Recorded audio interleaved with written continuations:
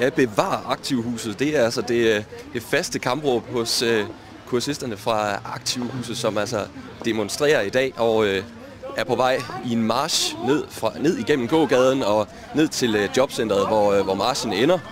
Og jeg har taget fat i Rikke Haugaard Jørgensen, som er kursist i Aktivhuset.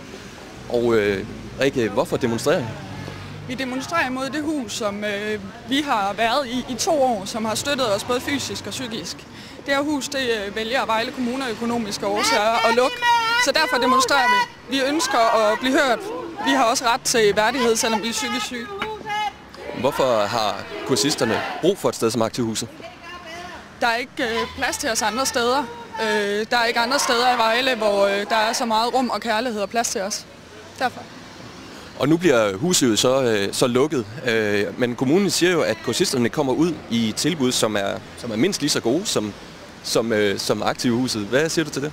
Det er jo næsten kun til at dø og grine over. Vi kommer fra enten sugjob eller job and place og er endt på Aktivhuset, og det er vi af den årsag, at de ikke kunne hjælpe os der.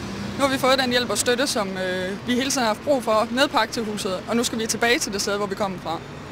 Hvad vil I så gerne opnå med den her demonstration? Vi vil høres, og vi vil ses, og vi vil behandles ordentligt. Vi fik et brev fra Jobcentret Vejle lørdag, og har ikke på nogen måde haft retfærdighed til at kunne sige, at det ikke var okay.